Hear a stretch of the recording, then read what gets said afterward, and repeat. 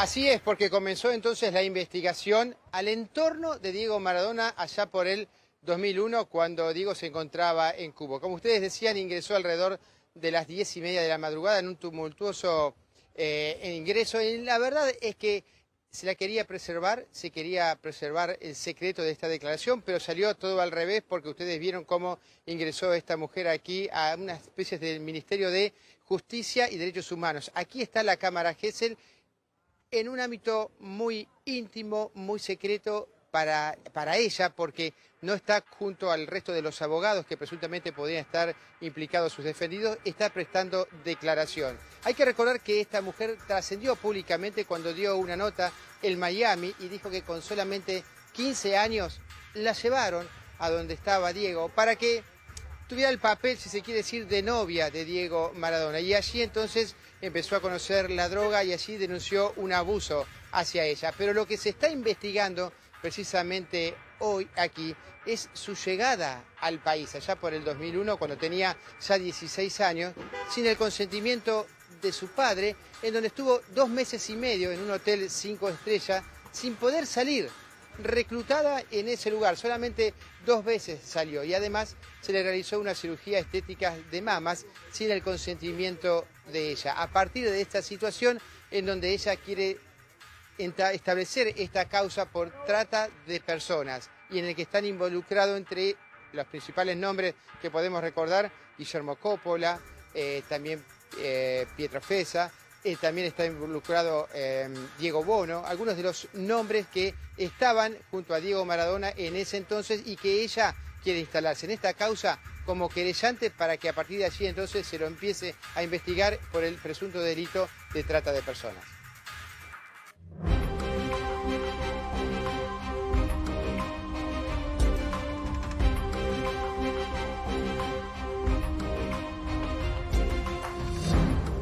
Muy buenas tardes a todos, bienvenidos a Tarde A24, bienvenidos a MMD, ya estamos arrancando con todo. En un día de nuevo muy movido desde el punto de vista financiero, con los dólares libres, ahora sin intervención del Banco Central ahí en la brecha, muy firmes arriba de los 200 pesos.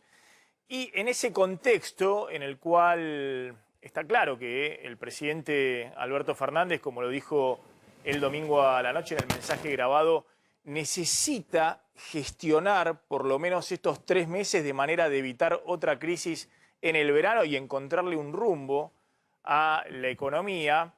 En ese contexto, el presidente Alberto Fernández ayer fue el único orador en el acto de la militancia y la pregunta es, ¿qué quiere y a quién le habla Alberto Fernández en este momento?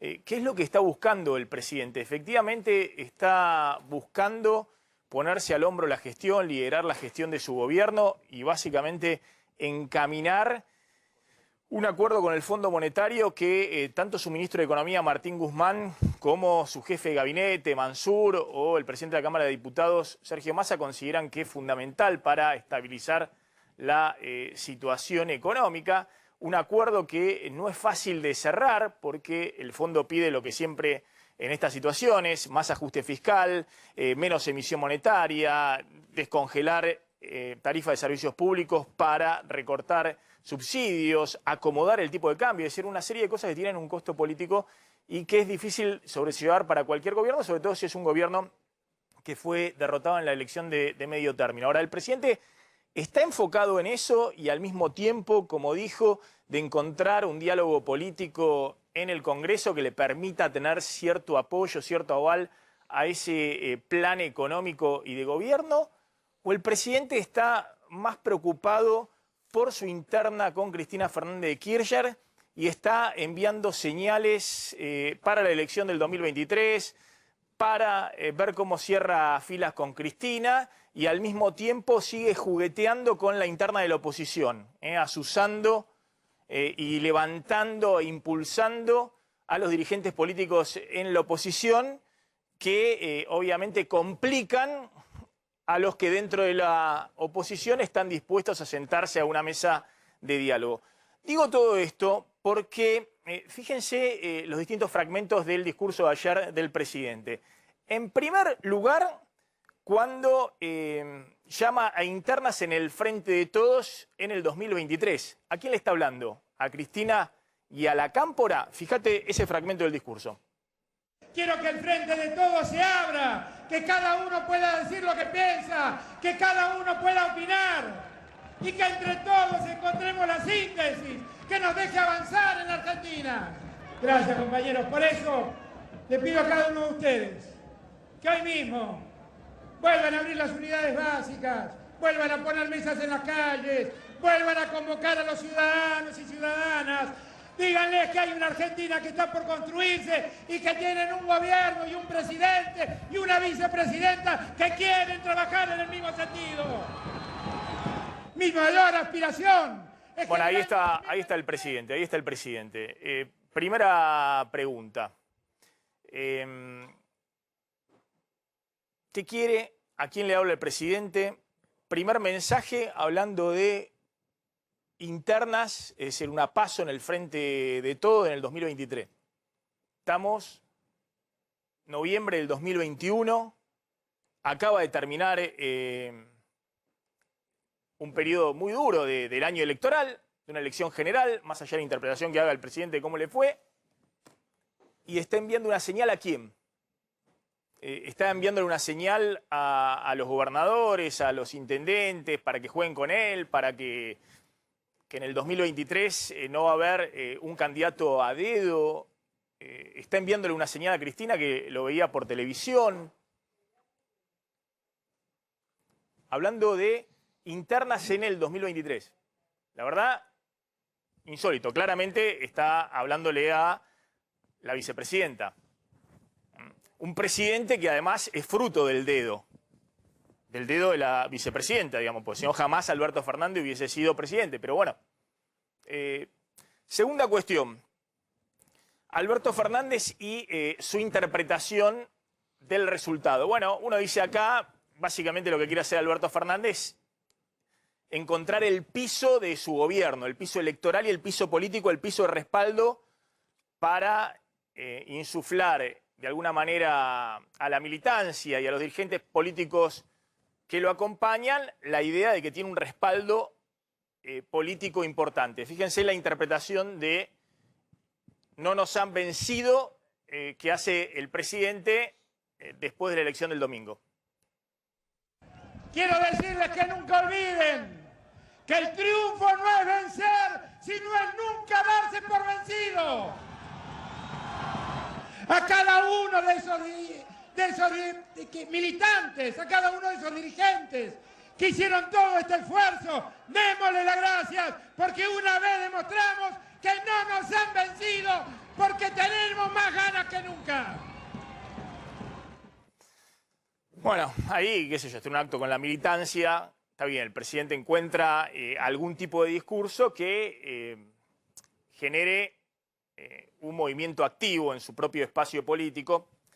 Pero fíjense la tercera parte, cuando el presidente pide que lo dejen de boicotear. ¿A quién le está hablando? A la oposición, que se sepa, acá ayer dijo el Chino Navarro en este programa que no tuvieron dificultades para que se aprueben las leyes y no encontraron palos en la rueda por parte de la oposición para que se aprueben las leyes en el Congreso y demás. Pero no nos déjennos de boicotear, dice el presidente en un mensaje supuestamente a la oposición con la que se quiere sentar ahora en 15 días, en 20 días en el Congreso a discutir el acuerdo con el Fondo Monetario. Y la interpretación que hace el presidente, todos vimos cómo especularon con el dólar. ¿Quién especuló con el dólar?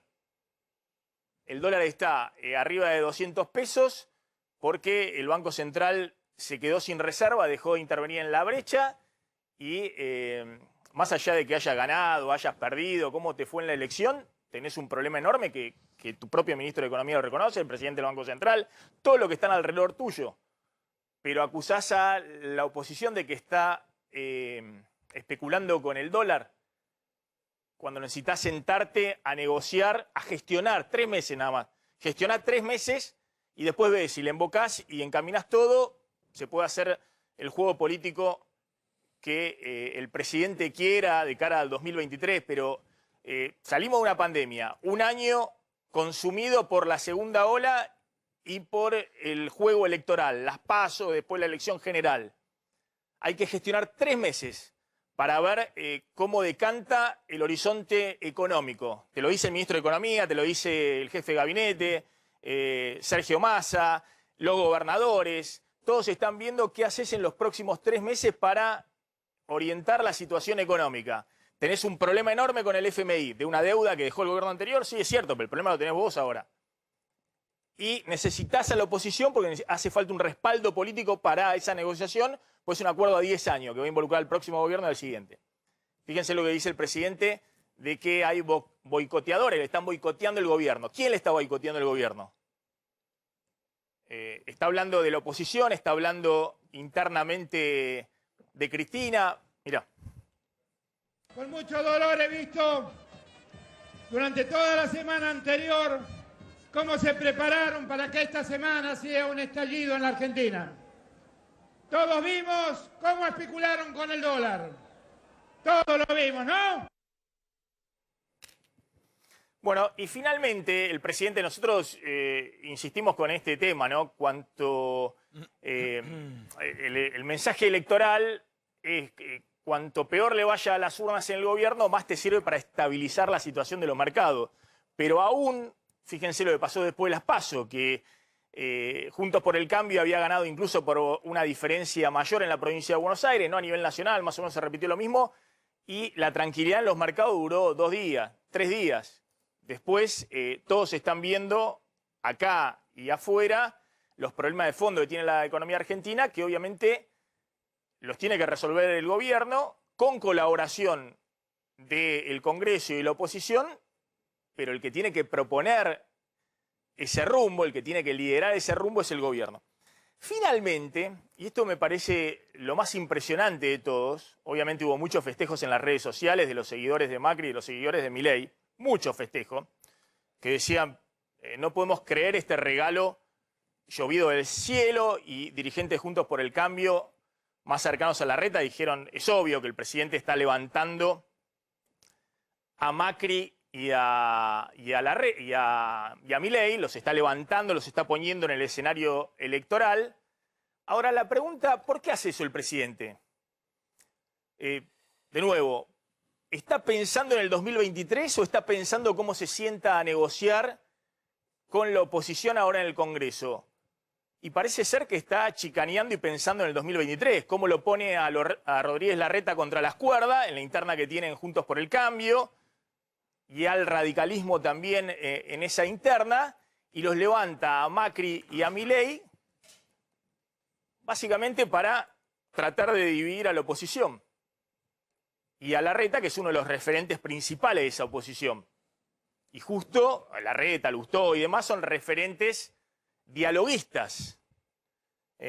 Fíjense, el presidente supuestamente excluyendo a Macri y a Milei, que por otro lado ya habían dicho que no iban a ir a ningún diálogo político, no hace falta que los excluya el presidente, y de alguna manera jugando a la división de la oposición, que puede ser una estrategia interesante de cara al 2023, pero en los 3 meses nada más que tiene que gestionar la economía Alberto Fernández, parece complicar todo. Porque ¿qué incentivo tienen los sectores más moderados de Juntos por el Cambio ahora de sentarse a discutir en el Congreso en diciembre si vos estás levantando en el escenario electoral a aquellos que dicen que no hay que sentarse y que además tienen un caudal político detrás? Fíjense el presidente hablando de Macri y de Milei. Si Milei no quiere hablar, que se quede encerrado con aquellos compañeros que tienen, que reniegan de la diversidad y niegan el terrorismo de Estado. Nada que hablar tenemos con ellos, que se queden allí. Si Macri no quiere hablar, que se quede solo con sus amigos haciendo negocios. No hay problemas. Ayer le consulté, justo cuando el presidente acaba de decir esto, a alguien muy cercano al presidente que justamente quiere abrir el diálogo político con el Congreso, y le digo, bueno, lo está complicando, el presidente no es ingenuo cuando dice estas cosas, lo está complicando al sector dialoguista de la oposición, al que el presidente necesita que se siente en diciembre. Y me respondía, es un acto para la militancia, puede decir cualquier cosa en ese contexto, está diciendo cualquier cosa, dice, es decir, justificado de esa manera de lo que están cercanos al presidente. Ahora, insisto con esto, ¿qué quiere Alberto Fernández? ¿Qué entiende que va a hacer su gobierno los próximos meses? Yo entiendo que Alberto Fernández, para la militancia, ahora van a ver algunos representantes de esa militancia, de los que están abajo y que tienen la camiseta puesta, no se puede entusiasmar mucho si vos estás planteando un diálogo político para ir a un acuerdo con el Fondo Monetario que siempre implica costos políticos. Obviamente no hay ninguna militancia que en una plaza se vaya a entusiasmar porque el gobierno, que además viene de una historia, el gobierno nacional y popular, todo el relato de los 12 años del kirchnerismo con el FMI, te lleva a un acuerdo con el fondo. Ahora, de ahí a contradecir todo el discurso que el propio presidente planteó el domingo respecto al diálogo y la necesidad de fijar algunas metas y certidumbre y abrir una segunda etapa que implique una Argentina donde la confrontación política, al menos durante algún tiempo, queda atrás para poder ver si se puede estabilizar la situación económica, llama mucho la atención. Julio, bueno, ¿cómo viste ayer al presidente? Yo destacaba estos temas que me parecían llamativos en el discurso presidencial. El acto es masivo y es de unidad. El acto casi te diría es más importante que el discurso. El discurso es de campaña 3 días después de que votamos. Eso es lo difícil de entender. La referencia al 23, en alguna medida, es decir, estos 2 años son míos. Como alguno había puesto duda, y él se refiere a quien había hablado de su posible sustitución como presidente. Ahora, en rigor. Pero ahí, ¿a quién le está hablando entonces? Con estos 2 años son míos, ¿le está hablando a Cristina? No, se está hablando a sí mismo. Le está hablando a la sociedad y decir, los que dudaron de mí, no duden que yo... Digo, estás combatiendo sus propias dudas. Esto para mí. Y creo que le estamos dando al análisis del discurso una meditación que él no tuvo. Él se paró ahí y dijo lo que tenía ganas de decir. Yo no le veo tanta connotación de que lo pensó. No lo pensó. Si vos tomás el Perón que recordábamos ayer, el de retorno, es el león herbívoro, el pacificador, el de la unidad nacional. Y él hace un discurso de Kirchner ayer. Recuerda el acto de Perón, pero hace un discurso de Kirchner. Y Kirchner vino a dividir, no a unir. Y en ese sentido hay una diferencia fundamental entre el kirchnerismo, que reivindican los que Perón le puso a la plaza y todo está. Lo que pasaba con el apoyo a Nicaragua, Maxi. Pero discúlpame.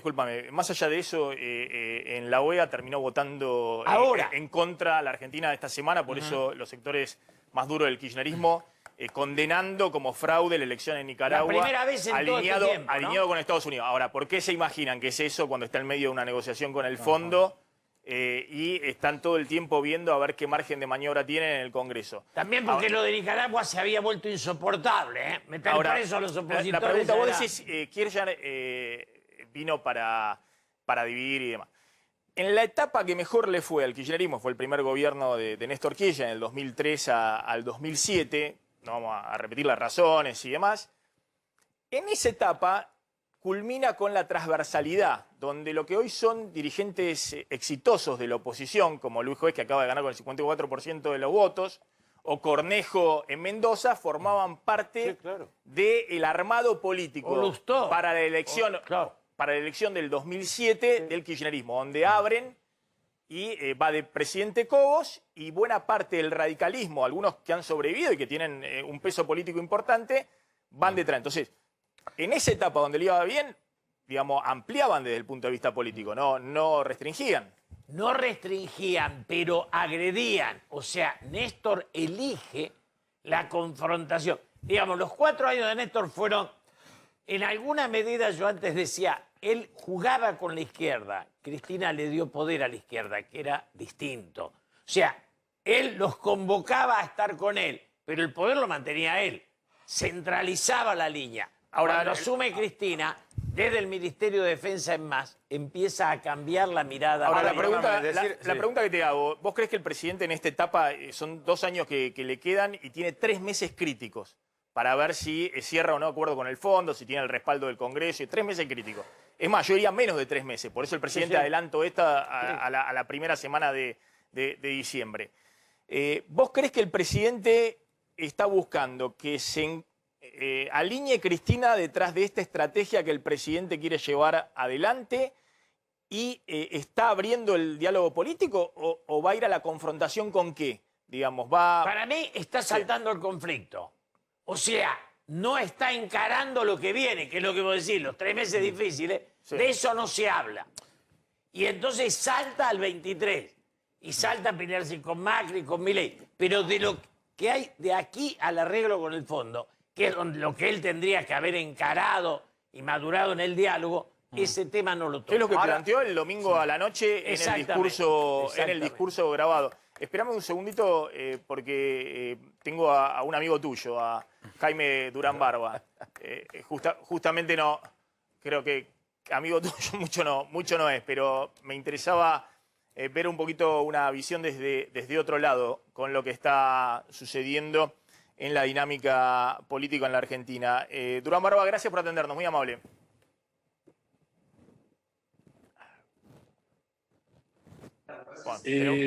Buenas tardes, Maxi. Qué gusto verte y oírte. Gracias. Bueno, estamos preguntándonos cómo está viendo, más allá de la interpretación en sí de la elección del domingo, cómo está viendo esta nueva etapa que quiere inaugurar Alberto Fernández de su gobierno, donde tiene desafíos muy grandes desde el punto de vista de la gestión y también tiene desafíos políticos en términos de su convivencia con Cristina Fernández de Kirchner. Mi impresión es que no existe una línea muy predecible para nada. Y eso es grave. Cuando el presidente convoca a la oposición a dialogar y al mismo tiempo trata de aprobar más de 100 DNUs de un día, eso es contradictorio. Si el presidente quiere dialogar, debería parar las cosas para, dialogando, aprobar esos DNUs. Tampoco puede, es el presidente de todos los argentinos, no puede decir, sí, convoco a la oposición, pero no viene Macri, no viene Milei, no vienen los que piensan distinto. Es que piensan cosas horribles. Bueno, si el presidente convoca a la oposición, es por lógica que va a conversar con personas que piensan de manera distinta.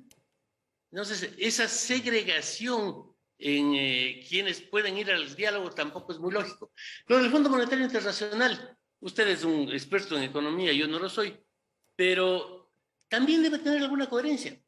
No es posible que Alberto diga que quiere el diálogo con el Fondo Monetario, que le mande a Guzmán, que haga una serie de cosas en esa dirección, y al mismo tiempo él y sus allegados insulten tanto al fondo. Permanentemente le atacan, le atacan, le atacan. En el mundo de la Internet, desgraciadamente, todo se sabe en 10 minutos. Antiguamente, cuando no había Internet, no había comunicaciones, hasta que lean en el periódico lo que dijo Alberto en Estados Unidos, pasaban 2 días. Hoy día todo el mundo ve en vivo y en directo. Dice, bueno, si dicen los de la Cámpora, nunca negociaremos. Y la Cámpora es una parte de la coalición de gobierno. Negocian. A ver, voy con el tema de Macri y de Milei. También es cierto que Cristina no va a estar en la mesa de negociación. Que ella no quiere poner la firma en una negociación política con la oposición en la cual después van a un acuerdo con el fondo. Y de sectores de la oposición han dicho muchas veces que Cristina está excluida del diálogo, que se puede dialogar con el gobierno, pero no con Cristina. Tal vez planteando esto el presidente, donde dice, bueno, Macri que se quede afuera, lo que está diciendo de alguna manera está justificando que Cristina no va a estar tampoco en esa mesa de negociación. Pero lo deseable sería que ambos estén. O sea, nadie puede negar la importancia de Cristina Fernández en la política argentina. Ha sido un personaje gravitante en los últimos 10 años.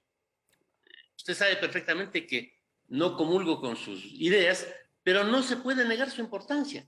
Sería genial que esté en esa mesa Cristina, que esté Macri, que esté Milei, que esté el Pollo Sobrero, que estén todos, para entonces poder llegar a algunos acuerdos sobre el futuro de nuestro país. ¿Qué podemos hacer con un amplio acuerdo? ¿Qué es lo que está pidiendo el fondo ahorita? Yo nunca vi antes que el fondo pida a un país que haya un acuerdo en el Congreso para llegar a un acuerdo. Ahora, Durán Barba, le voy a plantear un poquito, un tema un poquito más urticante, ¿no? Porque yo creo que la construcción política del kirchnerismo a partir del 2008 para adelante, con la crisis del campo y posteriormente, fue una construcción política de la confrontación y después de la confrontación con Macri. Y la identidad del kirchnerismo, sobre todo a partir del 2015, se genera en la confrontación con Macri. A su vez, y hay quienes dicen que usted ha sido un gran responsable de eso, entre el 2015 y el 2019, sobre todo cuando le empieza a ir mal a los gobiernos, en el caso de Macri a partir del 2018, el tema de confrontar con Cristina era una forma también de encontrar identidad en ese espacio político de Juntos por el Cambio. De hecho, Macri pierde la elección en medio de una crisis enorme, con recesión, devaluación y demás, y saca 41% de los votos, haciendo una campaña formidable en términos de confrontación con lo que él creía que era Cristina. Iban a Venezuela, lo peor del mundo. Entonces me pregunto, ¿qué posibilidad de diálogo hay? De un lado Cristina, del otro lado Macri, cuando los dos espacios políticos y los líderes de espacios políticos construyen políticamente a partir de la oposición al otro. Mira, Maxi, esa leyenda de que yo ayudé a construir un espacio confrontativo con Cristina no es real. Incluso yo fui muy criticado en el espacio de la oposición porque en varios artículos míos en Perfil reconocí los méritos de Cristina. Yo soy muy ecuánime.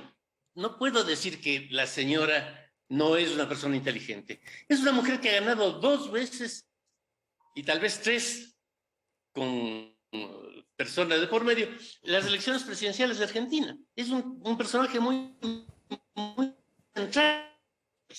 Entonces, yo creo realmente que no hay que ver solamente el tema de las últimas elecciones, que fue sorprendente por el impacto federal que tuvo la oposición, sino hay que ver lo que está pasando en el mundo. Maxi, el mundo se está derrumbando. Esto es un caos universal. Nunca pensé ver un toma de Capitolio. Nunca. No era predecible que el señor Castillo gane las elecciones peruanas, de ninguna manera. Hasta 3 semanas antes, y ganó. Es increíble que ahora están por ir a la segunda vuelta, Boric y el candidato de derecha en Chile, un candidato que alaba a Pinochet.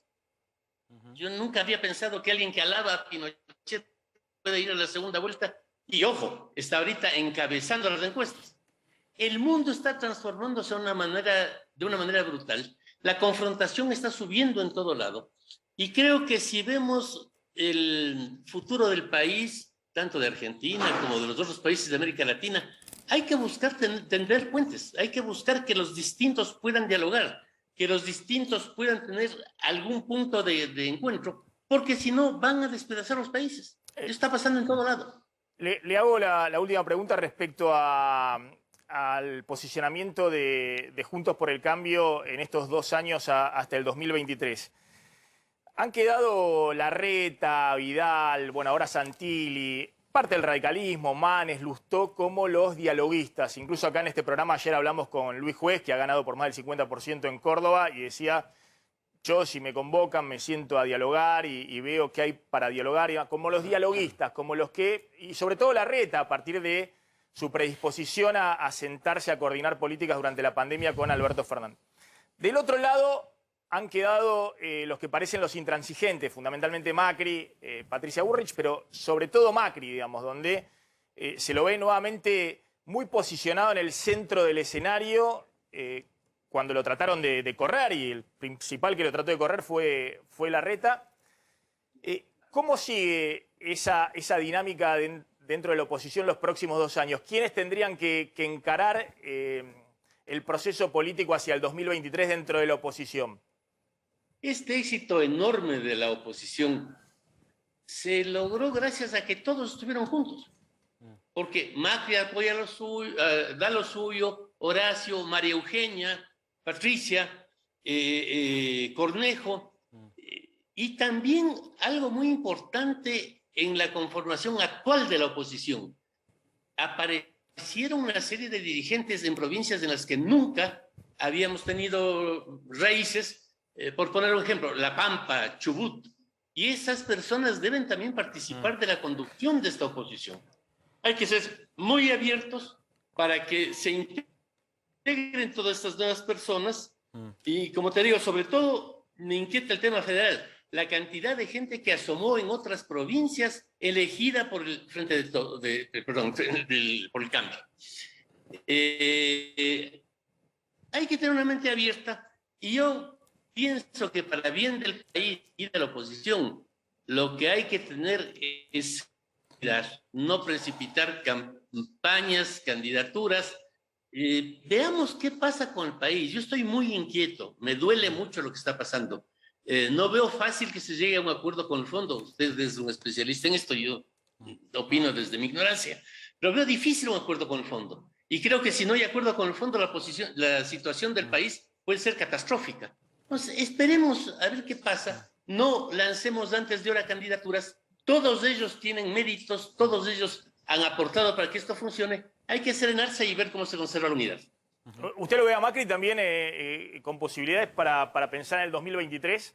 Porque algunos dicen que lo que le está pasando también en parte a Alberto Fernández, más allá de que no dirime su liderazgo dentro del Frente de Todos, es que también en muchos aspectos le pasan factura, digamos, por los últimos dos gobiernos de Cristina Fernández de Kirchner, digamos, en la sociedad vota en general con ciertos cansancios, ¿no?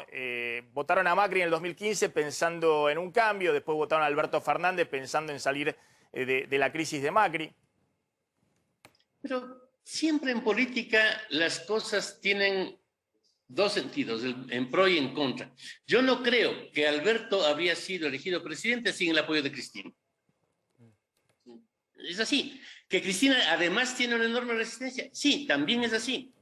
En cuanto a qué pasa en el futuro, en América Latina en general y en Argentina en particular, predecir el futuro es complicado.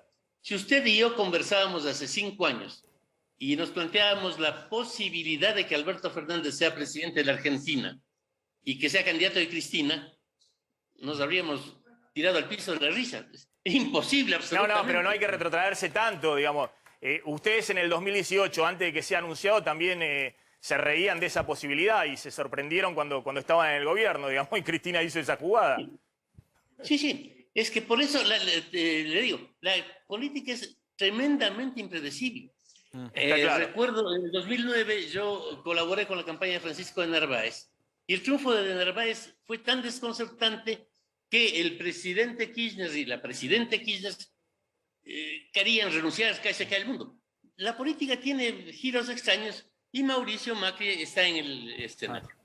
Jaime, usted acentúa el triunfo de la oposición en algunas provincias, los liderazgos emergentes de algunos candidatos como en La Pampa, por ejemplo. Ahora, ¿no es un poco más compleja la lectura? ¿No es que perdió el oficialismo?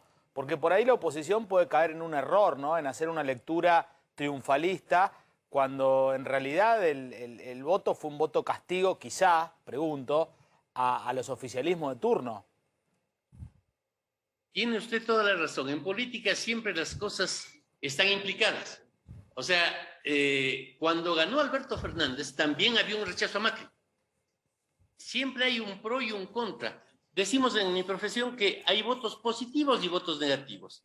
Hay gente que vota por el candidato o la candidata y hay gente que vota en contra del presidente o del gobernador o del líder de otro partido. Eso siempre está así, se implica. Ahora, yo diría que hay un tercer factor que no estamos tomando en cuenta en general, y es que, mire, yo he estado ahora viajando mucho, analizando la elección chilena, la peruana, desde luego la norteamericana última, que fue una bomba, la derrota de los demócratas en Virginia. La gente está completamente liberada de las antiguas estructuras. En la sociedad del Internet, y sobre esto hemos escrito con Santiago Nieto un nuevo libro que entregamos ya a debate y se lanzará en la Feria del Libro de nuestra ciudad pronto. La gente se liberó. No hay que descuidar la posibilidad de que salga algo tercero. Si no se renuevan, tanto Cambiemos como el Frente de Todos, y no logran atraer a una juventud que está viendo la política de otra manera, no descuente usted que puede haber una sorpresa.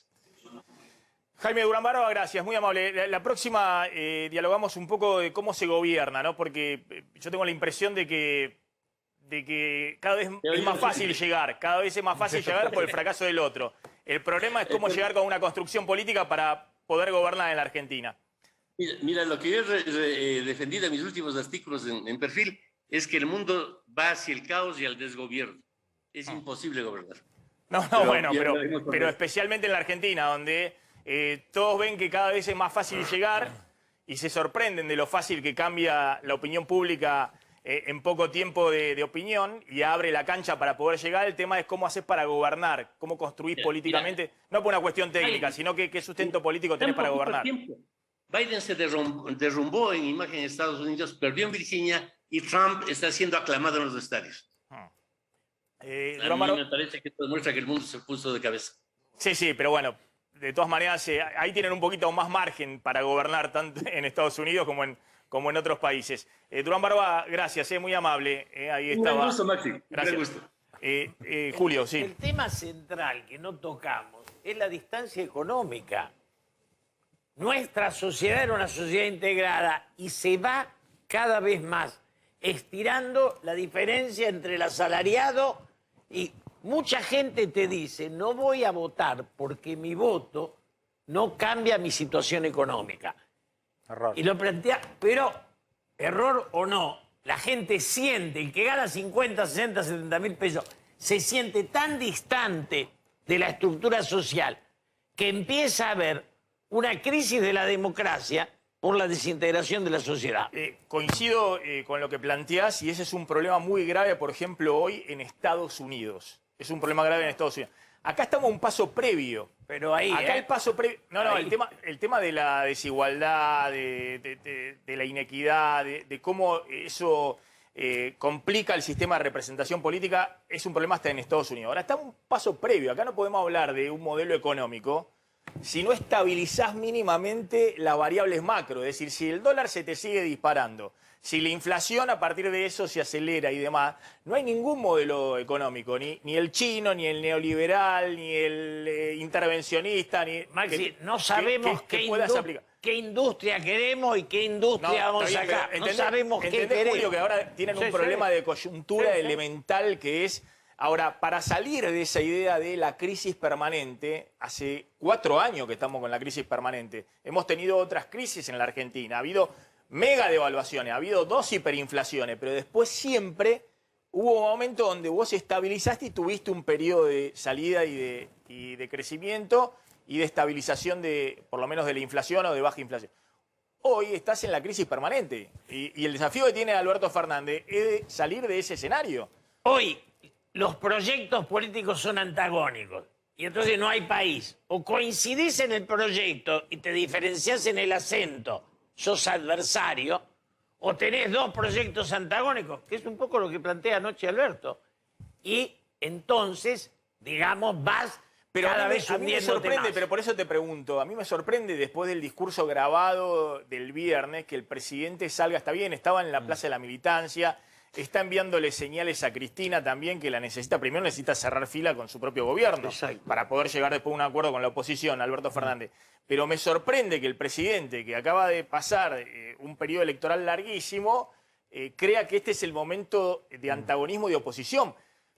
Porque se va a dar cuenta, él puede decir todos los días, uy, se me disparan el dólar porque está la conspiración y demás. Bueno, él sabe que no es así, o por lo menos si él cree que es porque es una conspiración, que no lo ponga más a Martín Guzmán de ministro de Economía. Que saque a Martín Guzmán de ministro de Economía y ponga un ministro de Economía que efectivamente crea que esto es una conspiración. La política es seducir a los que piensan distinto. Ayer Alberto habló para los que piensan como él.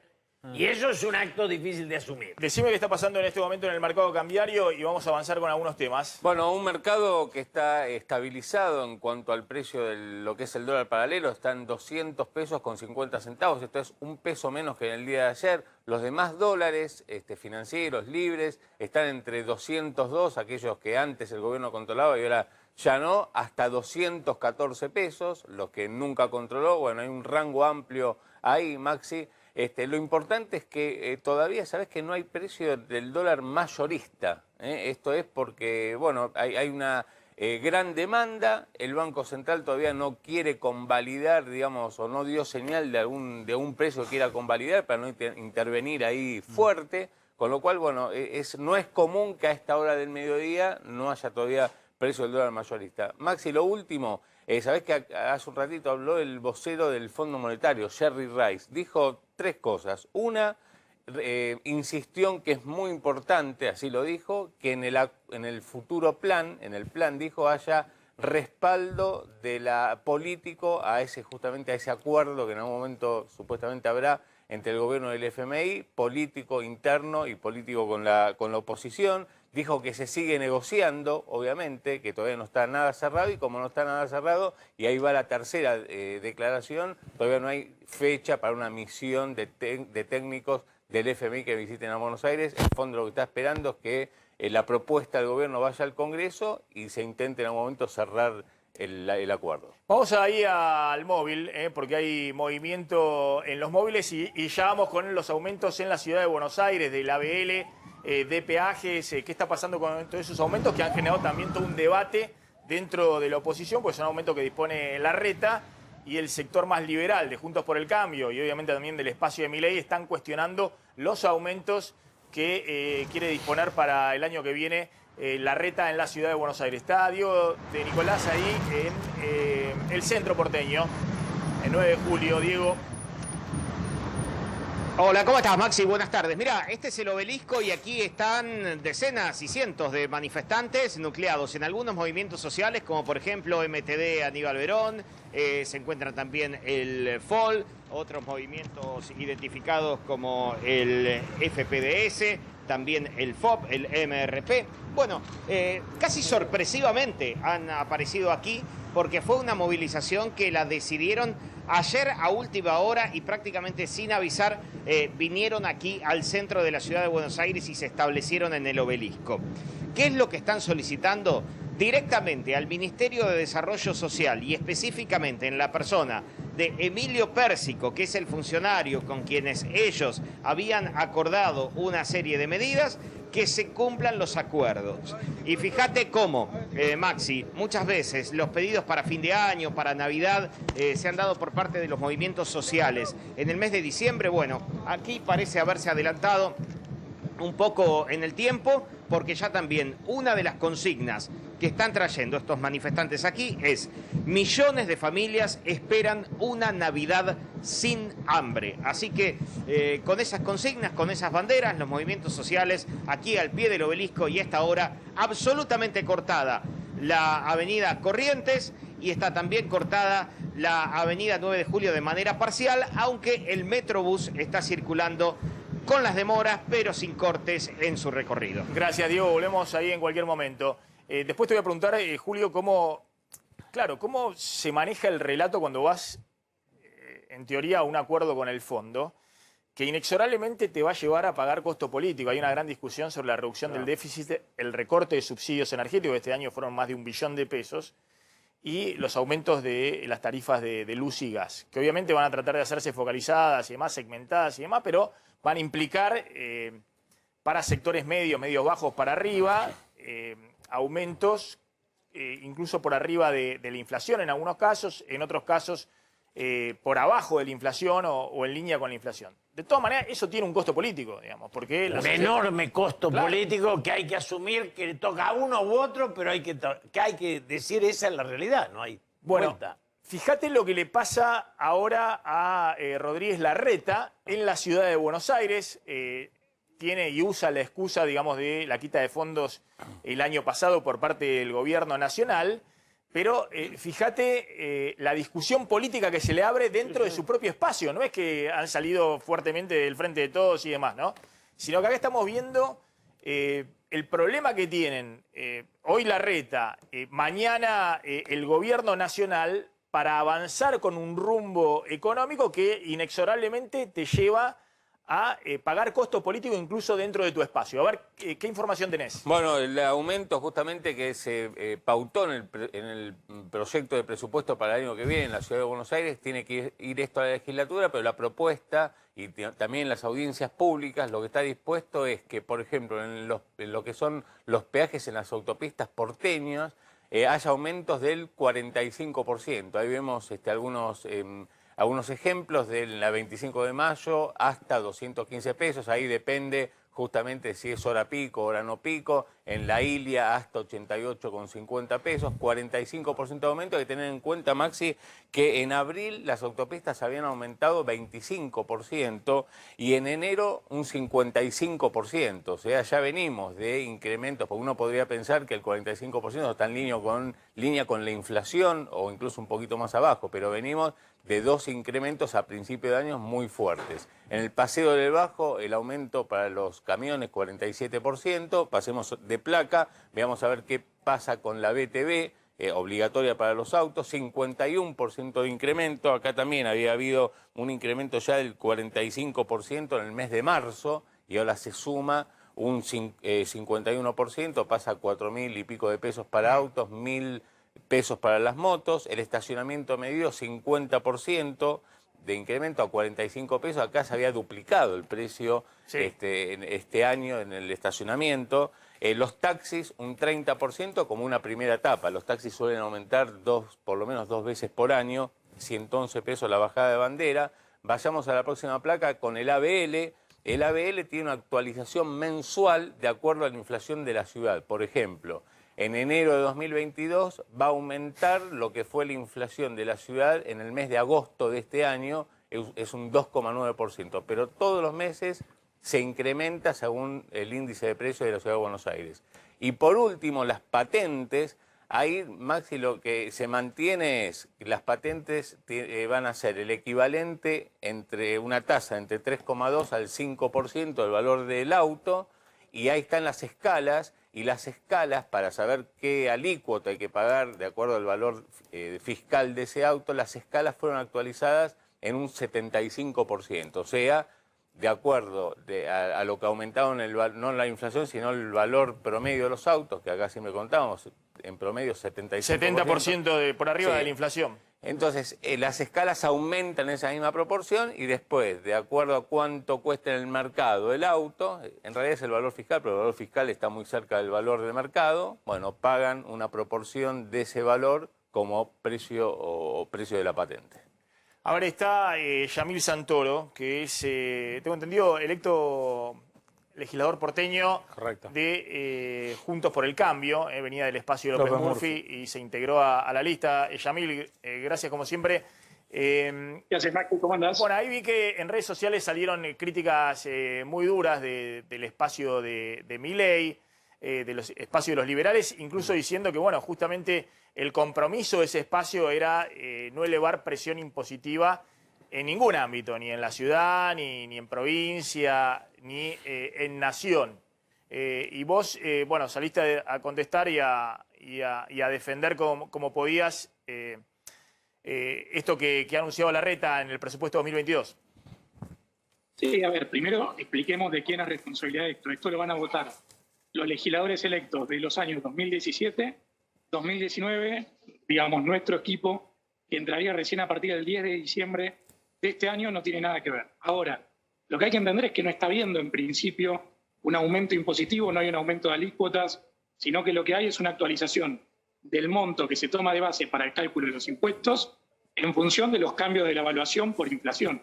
Lo que nosotros planteamos como Republicanos Unidos, con Marina Quiena, con Roberto García Moritán, es que habría que tomar como referencia no la evolución de la inflación, sino la evolución de los ingresos, la evolución de los salarios. Porque si no, corres el riesgo que, como muchas veces los salarios no acompañan la inflación, que aún sin aumentar a la par de la inflación, tengas un aumento más que proporcional sobre el ingreso de las familias, que es algo que a nosotros nos parece que habría que tratar de evitar, sobre todo en un contexto tan difícil como el que estamos viviendo. Sí, sobre todo uno puede decir, bueno, estás indexando todo, pero bueno, ese es el secreto del impuesto inflacionario, así es como recauda el Estado, digamos, cuando está bien, la inflación es 52%, pero bueno, pero los salarios están corriendo de atrás, los jubilados están corriendo de atrás, hasta los empleados públicos que cobran planes sociales, el que sigue corriendo siempre a la par y muy rápidamente, digamos, porque el principal ingreso de la ciudad es ingresos brutos y es un impuesto que recauda directo, digamos, el aumento inflacionario día a día, digamos, no, ni siquiera tienen el retraso de ver cuándo te depositan al mes siguiente el IVA y demás. El IVA también, digamos, ¿no? Porque para el impuesto, para el gobierno nacional. Pero bueno, vos estás diciendo que esto no es un impuestazo, sino es un ajuste por inflación. Sí, ahora creo que el aporte que los liberales vamos a sumar a la legislatura a partir de diciembre es el de empezar a discutir el achicamiento del gasto público, las prioridades en las cuales invierte el gobierno de la Ciudad de Buenos Aires y demás, fundamentalmente para poder, en todo caso, aumentar menos por inflación y tender a un ajuste real del presupuesto. Entendemos que en ese sentido muchas familias en la Argentina vienen haciendo enormes esfuerzos, a buena hora que desde los distintos gobiernos se empiecen a hacer esfuerzos en consecuencia. Estoy viendo el tuit que me estás poniendo en pantalla de Boquiano. Claro. Ahí voy a hacer... Ese es uno de los tuits que retuiteó Javier Milei, el espacio de libertarios, de Libertad Avanza, planteando que habían firmado un compromiso de no subir impuestos y ya están faltando a su palabra. Sí, ahí hago dos precisiones.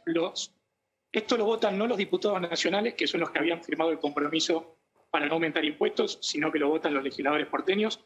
Ninguno de los legisladores que resultaron ahora electos van a votar este presupuesto, porque esto se vota, si no me falla la información, el 9 de diciembre. Todos los nuevos legisladores asumen el 10 de diciembre, con lo cual ninguno de los que firmaron el compromiso van a votar esto. Bueno, está bien, Pero, digo, me parece que son temas que vale la pena. Sí. De hecho, nosotros, los de Republicanos Unidos, fuimos los únicos candidatos a legisladores que firmamos un compromiso con los contribuyentes. Ni de la lista de Vidal, ni de la lista de Milei hubo nadie que haya firmado un compromiso con los contribuyentes porteños. Y nosotros, Marina Quiena, Roberto García Moritán, y eventualmente si me toca asumir a mí, ninguno de nosotros va a aumentar impuestos o, si se quiere, ajustar algo por encima de la inflación. Así, habiendo hecho la salida que hice antes, que es que hay que ajustar por salario, no por inflación. No, te quería preguntar, ustedes son parte del armado oficialista, ¿no? Son parte del gobierno en las listas que fueron juntos por el cambio, fueron una interna y fueron todos juntos. ¿Se sienten parte del gobierno porteño también? Porque sin dudas parte del frente oficialista fueron juntos. No, lo que hubo fue una alianza electoral. El mandato que a nosotros nos dieron nuestros convencionales era el de integrar una alianza que concluyó el 14 de noviembre en términos formales. Ahora se hará una discusión interna. Pero ¿cómo va a concluir el 14 de noviembre cuando fueron todos juntos en una lista para ser legisladores por 4 años? Eso no termina el 14. El 14 de noviembre empieza, en todo caso. Nosotros fuimos en una lista propia, que fue la de Republicanos, donde competimos con Ricardo López Murphy contra la lista de María Eugenia Vidal. Las bancas corresponden al partido y ahora el partido tiene que expedirse. Y hay una convención convocada a tal efecto para la semana que viene acerca de cómo sigue este tema. No es que no queramos, lo que te estoy diciendo es que formalmente hablando, el mandato que nosotros teníamos será hasta el 14 de noviembre. Ahora hay que revalidar eso. Es un tema formal. ¿Sabés, Yamil, lo que pensaba? Y me parece que tengo que hacerte este comentario. Imagino que si a mí me pasa eso, que estoy todo el tiempo involucrado en todo este tema y los conozco a todos, me imagino al ciudadano, digamos, que no está todo el día viendo qué pasa con la política, que ya uno está cansado, digamos, de ver, bueno, cómo armaron su interna, cómo llegaron, cómo van a coordinar ahora de acá hasta el 2023, qué van a hacer. Cosas concretas, ¿no? Ahora es la gestión, un poco lo que decíamos al principio del programa de Alberto Fernández, digamos. Es consciente, digamos, de los desafíos que tiene de gestión en los próximos 3 meses, pasar el verano, bueno. Me quedo con este tema del ajuste de impuestos, la indexación vía inflación. Te la hago corta, Maxi, sí, para cerrar la idea. Nosotros, estemos donde estemos, vamos a hacer lo que prometimos. Vamos a trabajar para bajar impuestos, para Está racionalizar bien, el pero gasto, te lo planteo para desde el punto de vista de la sacar patente, del punto de vista de la patente de los autos, que hay mucha gente que tiene, obviamente, los autos. Sí, el problema de las patentes patente. es- Vos es se que el ajusta valor con de los precios de los referencia- autos. Sí, el problema que hay con el tema de la patente, Maxi, Sí. es que la evaluación lo pone la Cámara de Seguros y demás. Sí. Es uno de los casos donde viene de afuera. Pero pueden hacerlo con un seguro fiscal, con una evaluación fiscal. Porque la verdad que te voy a decir, te lo digo muy clarito, digamos. Esto se hace 14 años de la misma manera. No, ya sé. que acabo de plantear. Pero se puede cambiar porque con un nuestra ajuste del posición. 75%, como están subiendo los autos, que están subiendo, pero muy por encima de la inflación. Obviamente venimos contando que todo el mercado también está inflado por también las demoras y los problemas de oferta que hay en el sector automotriz. Entonces, también han subido el precio de los autos usados. Pero la verdad, un 75% de aumento en patente, un auto que, qué sé yo, tiene 2, 3 años y demás, es seguir presionando sobre un presupuesto familiar que es cada vez más chiquito, digamos, ¿no? Esto es lo que nosotros planteamos, Maxi. Y tiene la presión Eso es lo que impositiva, tiene los gastos, obviamente, de los servicios privados, tiene los gastos que se van a venir de las tarifas de servicios públicos y, además, tiene ya recluyéndose en el gasto de los alimentos, que también están disparados. Entonces, qué sé yo, me parece que es para una discusión. La tranquilidad que pueden tener con los liberales de Republicanos Unidos ingresando a la legislatura es que vamos a estar justamente prestando la atención a estas cosas que vos estás mencionando y no quedarnos solamente con el ajuste por inflación que puede terminar o tomando un índice con el que vos mencionabas recién de la Cámara de Seguros, porque corres el riesgo de terminar por distintas distorsiones de mercado generando una presión fiscal o tributaria mayor que la razonable sobre las familias. Y eso es lo que queremos cuidar nosotros. Mirá, estaba pensando, la Reta siempre ha planteado algo que, bueno, es interesante en términos del transporte público en la ciudad y desalentar el uso de auto en la ciudad de Buenos Aires, como tratan de hacer hoy las grandes urbes del mundo. Que no se preocupe, que cada vez se está desalentando más, digamos, entre estos aumentos que estamos Las contando, multas, Maxi. de patentes, el seguro, lo que va a venir de aumento de combustible ahora cuando pasen una semanita, digamos, y vengan los aumentos del retraso del precio de combustible, más todos los aumentos que hay, obviamente, que tienen que ver con los gastos de mantenimiento del auto y demás. No, y las multas que son recaudatorias, porque vos decís, está bien que haya multas para ordenar el tránsito, pero cuando le buscan la web a 40, ahora podés a 20, ahora podés a 50, las hacen para juntar plata, no jodamos, no es para ordenar el tránsito. Yo invito a que alguien que use el auto tenga el desafío durante un mes de no tener una multa. Son para juntar plata las multas. Mira, yo creo que hay una discusión acerca de cómo coordinar el tránsito. Nosotros vamos a empezar a discutir varias cosas como el criterio de uso del microcentro, que claramente hay que repensar y rediseñar el tema del macrocentro, el microcentro, porque hay un montón de locales que la están pasando muy mal. Y hubo una lógica de orden del espacio público que tenía que ver con un microcentro que ya no existe y que tenemos que empezar a rediscutir. Y este tema, como muchos otros, nosotros, independientemente de cómo llegamos a la legislatura, vamos a estar discutiendo los temas pensando en el bolsillo de los contribuyentes, en el tipo que quiere ir a laburar, en garantizar el orden del espacio público, en que no te maten impuestos, en definitiva, las cosas que siempre hemos defendido y que vamos a seguir defendiendo. Bien, Yamil Santoro, legislador porteño, gracias, muy amable, como siempre. Vamos a hablar un poquito del tema de congelamiento de precios. La Reta también la tiene complicada, digamos, ¿no? Porque está ahora con no solamente su construcción política, donde le empiezan a pasar facturas, la más fuerte fue la de Bullrich, diciendo, miren que ustedes decían que iban a sacar más de 50 en la ciudad y no lo sacaron. Miren que la Reta armó Santilli en la provincia de Buenos Aires, terminó ganando por 1,5 puntos, pero no era tampoco lo que se esperaba. Y además de eso, el presidente que lo llama obviamente como uno de los referentes del diálogo, es el interlocutor también con Sergio Massa y otros funcionarios del gobierno nacional, y al mismo tiempo el presidente exaltando a Macri y a Milei. Maxi, acá el tema central, ¿cuánto hace que la Argentina no tiene 2 años de mejoría económica para la sociedad?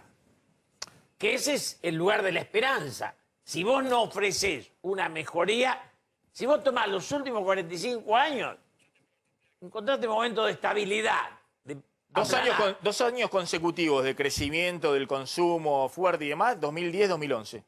Que terminaron con el 54% de Cristina en el 2011. Fueron los últimos 2 años de crecimiento, después podemos discutir sostenible o no, pero fueron los últimos 2 años de crecimiento fuerte, 2 años consecutivos del consumo. Después fuimos al serrucho, 1 año de crecimiento, otro de recesión. La maldición de los años. En los últimos 4 años fuimos 2018, 2019 recesión, 2020 recesión.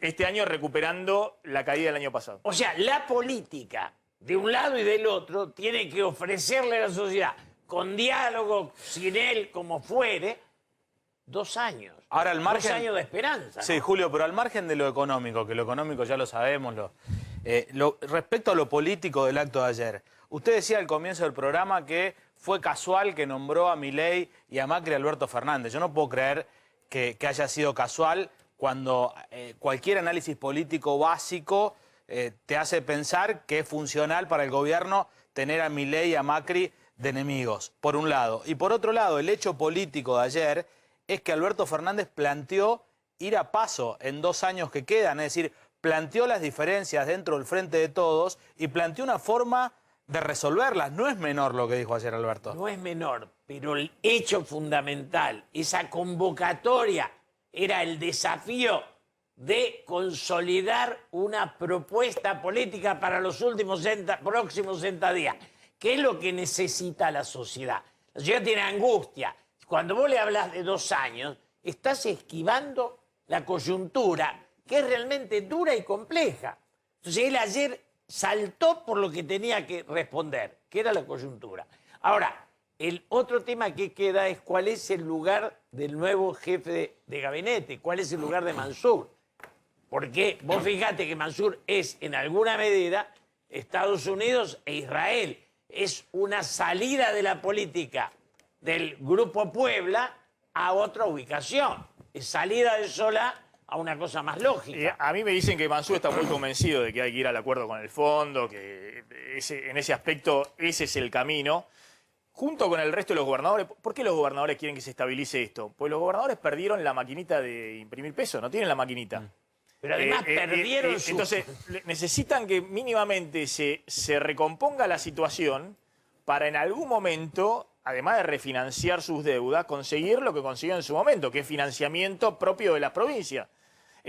Más allá de que, obviamente, si la economía no se recupera y no sigue creciendo, tienen un problema enorme de recaudación con el problema de que encima no tienen la maquinita de imprimir pesos. Ahora, me dicen que Mansur está muy convencido de eso, que ahí hay un eje muy fuerte respecto hacia dónde se va, la reunión de ayer de Mansur, Massa y demás. Acá el problema es que Alberto Fernández está planteando algo que es necesario, que el mismo FMI lo dice, que es un acuerdo político, y no está claro con quién va a tener ese acuerdo político. No, eso no está claro, pero básicamente lo de Mansur es sólido, es importante, y por otro lado, la política argentina hoy no es para la sociedad un espacio de esperanza, de los que ganaron ni de los que perdieron. Y eso es lo duro, lo difícil. Julio, y el otro tema, Cristina hizo mutis por el foro. Va a seguir haciéndolo. Ella... Pero digo, vos viste, es una dirigente política o dirigenta política muy... con muchísima experiencia, bueno, todo lo que contábamos recién. Ahora, después de una elección,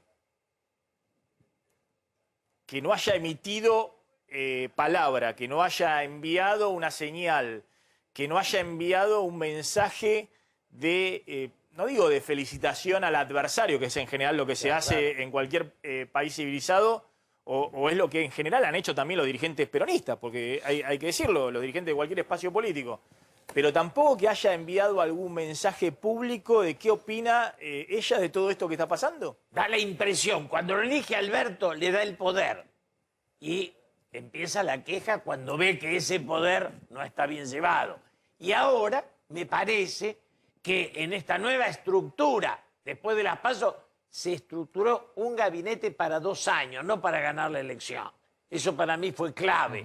En el golpe de las PASO, en la derrota esa, no hicieron un gabinete para juntar sino votos, para gestionar. para decir, bueno, para los próximos años. Y eso es importante. Ahora, yendo a ese punto, cuando Alberto plantea Macri no en la mesa de negociación. Obviamente él sabe que Cristina no en la mesa de negociación, pero porque Cristina no quiere estar en una mesa de negociación donde estén discutiendo medio puntito más, medio puntito menos de déficit fiscal, cómo haces para recortar medio puntito más la tarifa de servicios públicos, para aumentar tarifa de servicios públicos, cómo haces con la obra pública, dónde la pones. Es decir, Cristina no quiere estar con dirigentes políticos negociando cómo se avanza en un acuerdo con el Fondo Monetario. Ella lo considera que eso no es parte de la lógica de lo que ella siempre planteó, que es gobernar.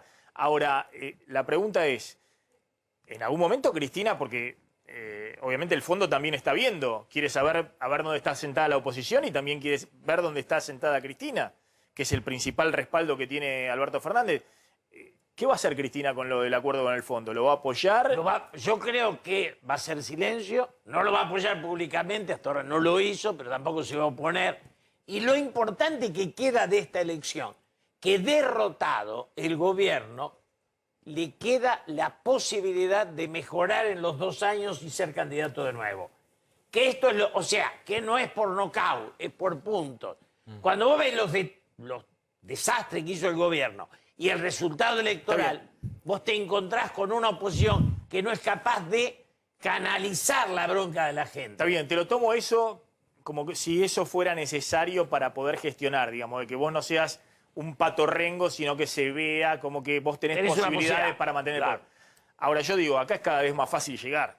Sí, claro. Acá es cada vez más fácil. El problema es gobernar. Es gobernar. El problema es gobernar. Este gobierno tiene, justamente a diferencia de Juntos por el Cambio, que ya tendrá sus problemas en su momento. Vamos a hablar en un ratito con Rogelio Frigerio, que es uno de los que más piensa en eso, que siempre dice, acá el problema no es llegar, sino el problema es cómo gestionar. Además, Rogelio logró en Entre Ríos convocar a los peronistas disidentes, que son una fuerza importante allá. Claro, ¿no? claro, pero pensando también y en forma de autocrítica del gobierno anterior, de Mauricio Macri. Exacto, sí. Que estaba pensado para llegar y después para gobernar con 50 no sé, CEO de empresa con el mejor equipo. El detalle de Rogelio, él no es antiperonista, que fue el problema de Macri, para mi gusto.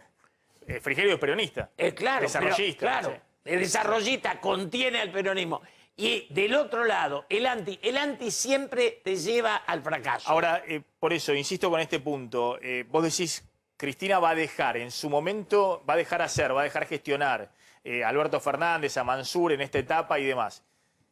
¿Y vos crees que efectivamente le va a poner de alguna manera el respaldo en las próximas semanas a las movidas del presidente? Sí, yo creo que sí. Que sí. Yo creo que sí. Así que Alberto Fernández finalmente, él va a encontrar el rumbo de la gestión con Cristina atrás. Con Cristina atrás y Mansur ejecutando y equilibrando la relación entre los dos. ¿Estás optimista? Estoy optimista, gracias. Bueno, a ver qué pasa con el congelamiento de precios. Y bueno, porque digamos, el tema del congelamiento de precios se viene cumpliendo, pero ¿dónde? En los supermercados. Ahí Feletti dice que hay un cumplimiento del 85 a 90%, pero donde hay problemas es estaba cantado, ¿no? En los autoservicios chinos, en los almacenes de barrio.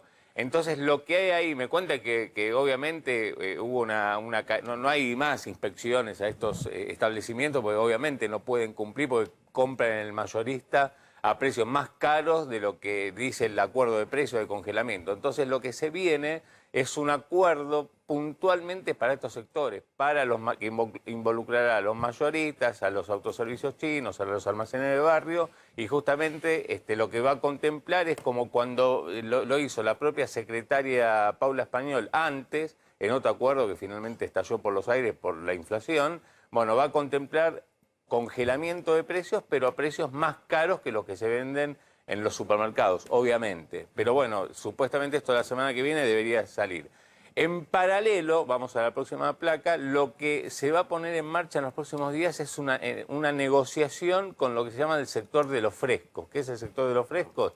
Con las lácteas, por el precio básicamente de la leche, van a ser muy puntuales. No con distintos lácteos, porque uno no se van a meter ni con el yogur, con los quesos, sino con el precio de la leche, con el pan, con el pollo que vimos que se viene moviendo junto con la carne, y también se va a buscar algún tipo de acuerdo con el tema de los precios de la carne. Después vamos a contar puntualmente cómo viene esa movida, porque esta tarde hay una reunión de Feletti con Julián Domínguez y después vamos a contar de forma exclusiva qué puede haber por ese lado. Y por último, Maxi, lo que también va a pasar es que aquellos, viste, en la lista de 1.400 y pico de productos de precios congelados, bueno, hay 100 que van a ser, o más de 100 incluso, que van a ser dados de baja, porque ahí las empresas le estuvieron pidiendo a Feletti que, bueno, aquellos productos, mirando lo que viene, que son las fiestas, aquellos productos de premium, de marcas más altas, de más altas categorías, bueno, sean deslistadas porque son los que más rentabilidad le dan. Entonces, de alguna manera, hay un acuerdo para dar de baja más de 100 productos, que ingresen otros que los reemplacen, pero de marcas más populares y de la canasta básica. Entonces habrá cambios en esas listas para asegurar justamente que de acá al 7 de enero, después de la fiesta, se pueda seguir cumpliendo con ese congelamiento de 1.400 productos y bueno, y por el resto, lo que te decía, va a haber una negociación. Ahora me contás qué pasa con las carnes, atención, porque sí. ¿Cuánto aumentaron la carne en los últimos días en el mostrador? Entre la media res entre 20 y 22%. Y en el mostrador entre 50 y 100 pesos Pero en por kilo. porcentaje, dame. Y depende de cuál es el corte, Sí, entre obviamente. 5 a 10%. 5 a 10% de aumento en el mostrador en los últimos días el precio de la carne. Pero la presión es para que siga aumentando, porque en Liniers volvió a aumentar ayer, hubo 25% de aumento en la última semana. A ver, quiero hablar de lo que está pasando en Alemania con el tema del COVID. Hay mucha preocupación. Ahora vamos a hablar de los depósitos en pesos y los depósitos en dólares. Pero Julio, te hago una última. Mirá esto que está pasando, los tironeos entre Bullrich y Larreta por el resultado de la elección. A ver, Carlos. Sí, esto, a ver, de alguna manera adelanta la pelea para el 2023, claramente. Bullrich que salió con todo esta semana, descalificando un poco la elección de Vidal en la ciudad de Buenos Aires, la elección de Santilli en la provincia de Buenos Aires, y Larreta que opta por el silencio por ahora, ¿no? Pero hay una tensión muy fuerte, ya no dentro del PRO, el radicalismo y la coalición cívica, sino en el corazón del PRO, al margen de los otros dos aliados. Básicamente parecía que venía todo en mansedumbre. Yo creo que la crisis está en los dos lugares, en el gobierno y en la oposición. Y en la oposición está con el radicalismo e intra-PRO. O sea, esa es la situación y la coyuntura. Es bueno porque en una de esas empezamos a discutir ideas. Hasta ahora solo personas. Claro, ahí lo que sí es cierto, que el gobierno estaba muy asustado, ¿no? Pasó el exitismo antes de las PASO, creían que iban a ganar por, no sé, 7 puntos en la provincia de Buenos Aires o 4 puntos en la provincia de Buenos Aires, perdieron por 4. Y después venían a esta elección muy asustados, no tanto por tener una paliza peor que las PASO en términos electorales, sino por lo que eso podía suscitar dentro de la alianza, digamos, el pase de factura que podía suscitar y los problemas para gobernar 2 años más. Ese era el gran susto que tenía Alberto Fernández, que la carta de Cristina después de las PASO fuera potenciada si el resultado era peor. De alguna manera el gobierno empezó a hacer pie, digamos, con todo este discurso. Festejó no haber perdido por nocaut. Y eso es algo, es poco, pero es algo. Vamos a ver si les sirve para gestionar, que es el punto principal de lo que estamos hablando. Yo espero que sí, apuesto a que sí, ya te dije, estoy optimista. Gracias. Gracias, Julio, como siempre. ¿Qué está pasando en Alemania? Fíjense lo que decía la canciller saliente Angela Merkel respecto a que la situación es dramática, más de 50.000 contagios diarios de COVID en Alemania, lo cual llama mucho la atención porque es un país que se supone tiene una tasa de vacunación elevada. Fíjense. Die gegenwärtige Pandemielage in Deutschland ist dramatisch, ich kann es nicht anders sagen. Die 4. Welle trifft unser Land mit voller Wucht. Und auch wenn es rechtlich keine Mehrheit mehr für die Fortsetzung der epidemischen Notlage von nationaler Tragweite gibt, kann es für mich keinen Zweifel daran geben, dass wir uns mitten in einer solchen Notlage befinden. Die Zahl der täglichen Corona-Neuinfektionen ist höher als je zuvor in der Pandemie.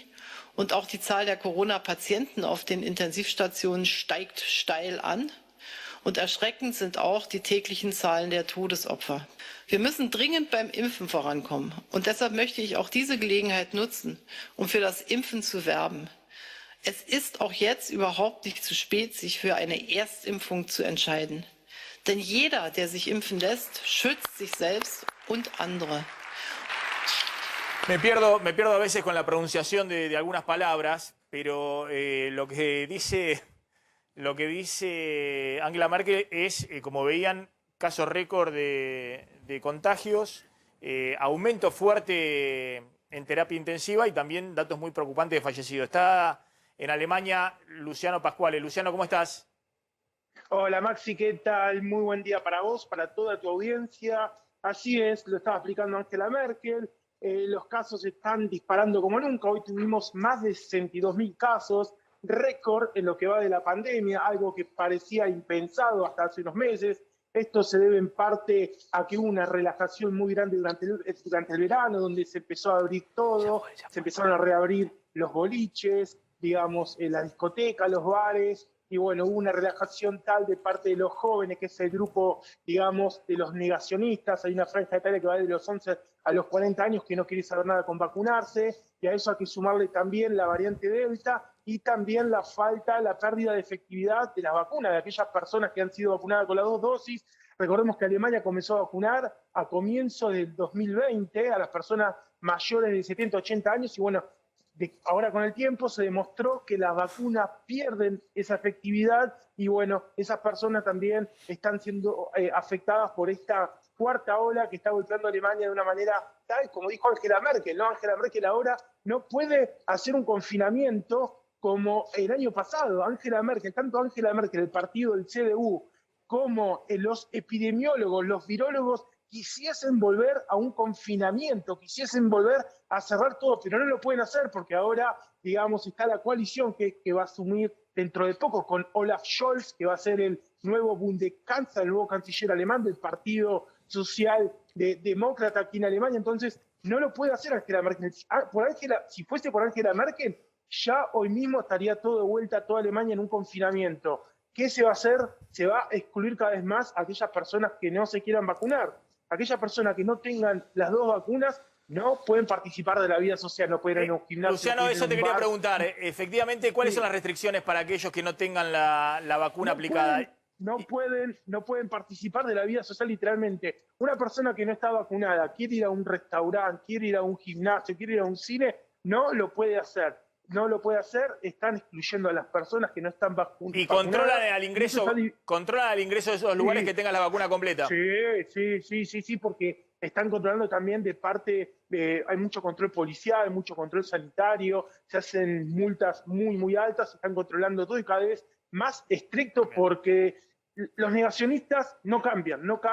Angela Merkel lo está pidiendo encarecidamente, también el nuevo gobierno, el semáforo, el AMPE, como se dice acá, lo está pidiendo, pero no quieren entender en razones. Los negacionistas están en su ¿Qué mundo. porcentaje hay de la vacunación? ¿Qué porcentaje hay de la población sin vacunar, Luciano? Un 33% aproximadamente, un 33%, y recién ahora se está acelerando con el tema del booster. Hay aproximadamente un 3, casi un 4%, son aproximadamente 3.500.000 personas que están recibiendo la tercera dosis, que eso es una buena noticia, y lo dijo Angela Merkel, de esto se sale solamente vacunándose, no hay otra salida, ¿Y qué pasa? Se vienen semanas muy, muy duras. Acá los epidemiólogos, los virólogos, están diciendo que podemos llegar a tener un panorama como al comienzo de la pandemia en Bérgamo, en Italia, donde fue el detonante. ¡Qué locura! Y prácticamente el 90 y pico por ciento de los que están en terapia intensiva es gente que no fue vacunada. No está vacunada. No está vacunada. Son negacionistas que dicen no existe, las vacunas es todo un invento, las vacunas matan, el virus no existe. Son negacionistas y lo publican en las redes sociales. Está muy dividida la sociedad aquí en Alemania. La verdad que es algo impensado y lamentándolo mucho, se vislumbran semanas muy duras. Mira, yo atrás mío tengo algo que es una excepción en Alemania. Atrás mío se está armando el Weihnachtsmarkt, que es el mercado de Navidad. Sí. En muchas ciudades han sido cancelados. En cambio aquí, en Baden-Württemberg, en Stuttgart, se va a hacer. Y gracias a Dios, la gente está trabajando y se va a realizar con muchísimos protocolos. Obviamente va a haber mucho control policial, sanitario. Claro. Y aquí se está haciendo. Es una excepción a la regla esto, porque en muchísimas ciudades se han cancelado los mercados navideños al igual que el año pasado. Pero aquí se va a hacer. Con protocolos, obviamente. Perfecto. Luciano, gracias, impecable el informe de allá desde Alemania. Luciano Pasquale contando esto que la verdad que es muy alarmante, ¿no? La cuarta ola golpeando fuerte en Alemania por el 30-33% de la población que no tienen vacunada. Bueno, a ver, ¿cuáles son los datos a monitorear en las próximas semanas? Por eso decimos, el presidente habla de que las movidas, la conspiración para llevar el dólar y demás. El presidente entiende, o me imagino que Martín Guzmán, Miguel Pelle, el presidente del Banco Central, le explicarán, si no lo entiende al presidente, qué está sucediendo con la escasez de dólares que tiene el Banco Central, con un proceso de dolarización que es la incertidumbre que tienen empresas, fondos de inversión, inversores privados en el sistema financiero, que están dispuestos hoy a pagar un dólar arriba de 210 pesos para pasarse de pesos a dólares, que esa brecha con ese dólar ya a niveles históricos muy altos en términos reales, se baja generando certidumbre, y después verás qué haces con el piso, con el dólar de 100 pesos, cómo lo vas llevando para que no genere una aceleración inflacionaria, pero que el techo de la brecha se baja, marcando un sendero de lo que están negociando con el fondo para reducir el déficit fiscal, la emisión monetaria y dar certidumbre, ¿no? Una cosa pensada en que un día decís una cosa y otro día otra, y que en la Argentina puede pasar cualquier cosa. De hecho, el presidente, cuando menciona la palabra hay que dar certidumbre, el domingo a la noche, uno creía que efectivamente está pensando y está preocupado por lo que le falta fundamentalmente a la economía argentina, que es previsibilidad. Es decir, un sendero mínimo hacia dónde vas. Se acabó el camino zigzagueante, tenés que mostrar hacia dónde vas. Bueno, lo que te va marcando también el ritmo, además de esos dólares libres que están arriba de los 200 pesos, es lo que pasa con los depósitos en pesos y con los depósitos en dólares. Atención, que hay que mirar muy de cerca que efectivamente sigan estabilizados los depósitos en pesos y los depósitos en dólares, porque obviamente si hay una corrida de depósitos en pesos al dólar o salen depósitos en dólares de los bancos, complica todavía más todo el panorama. ¿Qué está pasando con los depósitos a plazo fijo en pesos? En los últimos 30 días hubo una caída del 4,3% de los depósitos minoristas de menos de 1 millón de pesos. Acá hubo una filtración evidente a la brecha cambiaria, al dólar libre, al dólar MEP y a los dólares y al dólar blue, es decir, gente que sacó su depósito en pesos y se fue a comprar dólares. Pero en los últimos 30 días esto estaba compensado por el crecimiento de los depósitos mayoristas, que crecieron 4,7%, de más de 1 millón de pesos. Recuerden que los depósitos, si se mantienen estables, tienen que crecer 3% todos los meses, porque es la renovación de depósitos más la tasa de interés, que es 3,1% mensual. En las 2 semanas que tenemos de noviembre, la cosa se puso un poquito más complicada, porque solo en 2 semanas cayeron 3% los depósitos minoristas y se plancharon los depósitos mayoristas, los depósitos más grandes de 1 millón de pesos, con lo cual ahí están frenando y ver qué hacen. Es decir, no hay renovaciones ni siquiera por el 3% que es la tasa de interés, que en medio mes sería 1,5%. Es decir, que hay que ver de cerca esto, que no se muevan los depósitos, porque esto es lo que le da combustible al dólar libre, a la brecha cambiaria en una economía con cepo. No hay riesgo si te corren en el corto plazo estos depósitos en el dólar oficial, porque está totalmente controlado con el cepo, pero estos depósitos van a correr al dólar libre, y eso es el combustible para la brecha cambiaria si vos nos das certidumbre. Y el otro tema que hay que ver muy de cerca es los depósitos en dólares. No porque haya problemas para que un banco pueda devolver los depósitos en dólares. En Argentina se han ido la mitad de los depósitos en dólares en los últimos 2 años del gobierno de Cristina Fernández de Kirchner, de 2013 a 2015, y no hubo un solo banco que tuviera dificultades para devolver los depósitos en dólares. Y se fueron también la mitad de los depósitos en dólares desde las PASO del 2019. En los 6 meses posteriores estaban en 33.000 millones de dólares los depósitos y hoy están en 16.000 millones de dólares los depósitos en dólares. Pero hay que ver de cerca, porque obviamente en medio de la incertidumbre que encima estén corriendo los depositantes en dólares en el sistema, estén corriendo para llevarse los dólares a la caja de seguridad o a sus casas, genera todavía más problemas y todavía más complicaciones. Lo que vimos en los últimos 30 días es que los depósitos en dólares cayeron 3,2%, estos son unos 500 millones de dólares, no es una cifra preocupante, ni mucho menos, no es relevante, 500 millones de dólares no es una cifra significativa, Pero hay que ver esto con mucha atención. La tendencia continúa en las últimas 2 semanas. De hecho, en las últimas 2 semanas se aceleró, porque solo en 2 semanas cayeron 1,7% los depósitos en dólares. Insisto, el gobierno necesita dar previsibilidad hacia adelante, no solamente por el riesgo de la brecha cambiaria y la aceleración que eso genera en la inflación o el freno en algunos sectores económicos que frenan sus operaciones viendo que se disparan los dólares libres, sino también porque necesita dar estabilidad al sistema bancario. Y no puede jugar con fuego, no puede estar todo el tiempo con la idea de que puede pasar cualquier cosa el próximo mes, sino que tiene que marcar un sendero que el presidente insinuó el domingo a la noche, cuando dijo voy a mandar la primera semana de diciembre el proyecto de metas plurianuales con la negociación con el Fondo Monetario Internacional, pero que después, en medio del fragor político, parece un tanto desdibujado y tiene el interrogante por delante, de un lado del FMI, si efectivamente avanza o no el acuerdo por la discusión sobre las metas fiscales, y del otro lado la cuestión política, de cómo se discute en el Congreso algo que necesita imperiosamente el gobierno cuando el gobierno está bombardeando permanentemente después de la elección a la oposición. Vamos volando a la tanda. Cuando volvemos tenemos mucha más información con qué pasa con los monotributistas. Vamos a ver si podemos hablar con Rogelio Frigerio y qué está pasando en la calle. Sigue un día con la calle caliente. Tanda, ya volvemos. Bueno, ya está Rogelio Frigerio. Gracias por venir, Rogelio. Gracias por invitarme. Bueno, muy buena elección en Entre Ríos. Frigerio ganó por más del 50% de los votos, 54% de los votos también. Sí. Ah, como juez en Córdoba, digamos, una diferencia... Un poquitito más. Todavía un poquito más que juez en Córdoba. Están dirimiendo en una provincia que obviamente es una provincia peronista, gobierna el gobernador Bordet. Hace 20 años casi. Y con una diferencia importante, 20 puntos de distancia respecto al peronismo. Bueno, ¿qué pasó ahí? Bueno, la gente está cansada. Yo creo que eso es lo que más escuché durante la campaña, ¿no? Están cansados, angustiados, hartos. Y en caso de Entre Ríos, bueno, cansados del rumbo al cual el kirchnerismo está llevando el país. Quieren trabajo, quieren educación, quieren seguridad, quieren un gobierno que luche contra las drogas, temas de los que no se habla en la Argentina hace 2 años. Y bueno, hubo claramente un voto castigo.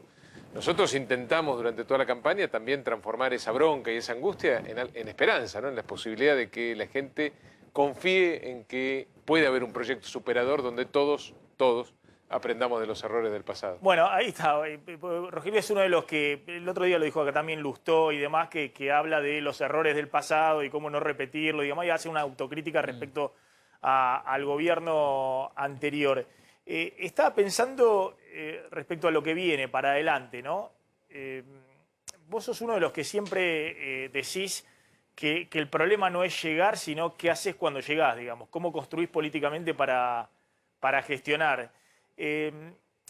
¿Cómo ves este momento del gobierno de Alberto Fernández? Por un lado llama al diálogo el domingo a la noche, pero por otro lado ayer en un discurso en Plaza de Mayo, no sé, dice, los levanta a Macri y a Milei, que son de los sectores más duros a la hora de sentarse a dialogar con el gobierno, lo cual pone en un brete a los dialoguistas en la oposición, a Larreta, a Vidal, a Lustó. No sé si es tu caso.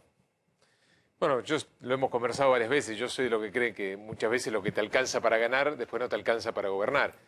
Y claramente lo que le pasa al gobierno. El kirchnerismo mintió para ganar porque se juntaron entre personas que no se hablaban. ¿Quién era el más crítico de Cristina Fernández de Kirchner en la Argentina? Sin duda Alberto Fernández. Bueno, dejaron de lado todo ese pasado solamente con la intención de ganar, de buscar el poder, pero no de transformar la realidad, porque de alguna manera también la gente castigó en esta elección la falta de humildad del kirchnerismo, que vuelve a repetir todos los mismos errores que cometió en los 12 años de las gestiones anteriores. Los controles de precios, los cepos, cerrar la economía, congelar tarifas antes de la elección, congelar el dólar antes de la elección. Digo, el menú de cosas que sabemos que fracasan en la Argentina y que el kirchnerismo vuelve a cometer estos errores sin aprender precisamente de lo que hicieron en el pasado. Yo creo que necesitamos políticos, dirigentes que quieran hacer campaña, que quieran llegar al poder para cambiar la realidad, no por llegar al poder en sí mismo como si ese fuera el único objetivo. Ahora, vos sos consciente de que la sociedad está esperando ahora, no está esperando al 2023, está esperando los próximos 2 años. La sociedad no puede esperar al 23. Y en ese aspecto, obviamente, tiene una responsabilidad primaria el gobierno, Alberto Fernández, pero también la oposición. De hecho, acá contamos que acaba de salir un mensaje de Jerry Rice, el vocero del FMI, que dice que es necesario que haya un amplio consenso político detrás de un eventual acuerdo con el fondo. ¿Qué opinas respecto a eso? ¿Cuál crees que debe ser la dinámica de diálogo y si estás dispuesto al diálogo en base a lo que plantea el gobierno? Vos lo dijiste antes, ¿no? Fíjate cómo el presidente llama al diálogo, a los 2 minutos le echa la culpa de todos los males a la oposición y a los 5 minutos dice que ganó una elección que perdió por casi 10 puntos. Digo, me parece que no empezamos bien el llamado al consenso y al diálogo. Primero, el gobierno se tiene que poner de acuerdo. Yo creo que esta negociación con el Fondo Monetario primero tiene que ser refrendada por todo el oficialismo, porque eso también es lo que va a pedir nuestro acreedor. Tienen que Vos tener... tenés en claro que, por ejemplo, que Cristina o que la Cámpora estén validando este rumbo que quiere tomar Alberto Fernández. No lo sé, pero hasta ahora han tenido bastantes problemas internos. Los problemas de gobernabilidad no han sido por la oposición, han sido por las propias fuerzas que conforman la coalición gobernante. Entonces, lo primero, y además se lo va a pedir el FMI también, es que los que gobiernan se pongan de acuerdo. Y que los que gobiernan también se pongan de acuerdo en qué plan van a presentarle al fondo. Nosotros no conocemos nada. ¿Vos conocés algo de lo que están negociando? ¿Cuáles son las aristas, las variables que se están poniendo en juego? Entonces, es una discusión virtual esta, porque yo necesito ver lo que están negociando, qué es lo que se comprometen a hacer, y también, lo más importante hoy, es ver si el gobierno se pone de acuerdo entre ellos para llevar al Congreso, que es donde hay que discutir estas cosas con la oposición, un plan, un programa convalidado por todas las fuerzas. Pero vos sos de todos. De los que cree que sí hay que sentarse a dialogar. Bueno, en estas condiciones. Fuiste ministro del Interior de Macri, has dialogado con todos los gobernadores del peronismo. Te conocen aparte de todo. Yo digamos, creo en el diálogo. Sí. Yo soy de los que creen que no vamos a salir adelante. La Argentina no va a salir adelante, no va a salir de esta situación si no nos ponemos de acuerdo en 4 o 5 cosas fundamentales. Por lo menos 2/3 de la política argentina. Lo han hecho otros países que han atravesado igual o peores situaciones que la Argentina. Pero sin esos consensos no vamos a salir adelante. Ahora, no bastardemos el consenso, cuidémoslo, porque si el presidente de nuevo llama al consenso, insulta, pasa facturas permanentemente, no acepta la realidad, no acepta que perdieron, ¿cómo va a cambiar el gobierno? ¿Quién va a cambiar si cree que ganó? Fíjate qué distorsión de la realidad enfrentamos. Ahí vi un video que está dando vuelta, no sé si lo tenemos. Anoche creo que en los colegas, en lo de los colegas de A Dos Voces de TN, donde te cruzaste vos con Tolosa Paz, ¿puede ser? Y Tolosa... Sí, no me crucé porque era imposible dialogar. Pero mira un fragmento, porque es muy interesante, porque Tolosa Paz es supuestamente... el ala albertista, dialoguista del gobierno. Y Frigerio, insisto, es de los dirigentes de la oposición que más diálogo tiene con todos los gobernadores del peronismo y demás. Fíjense lo que pasaba, un fragmento cortito.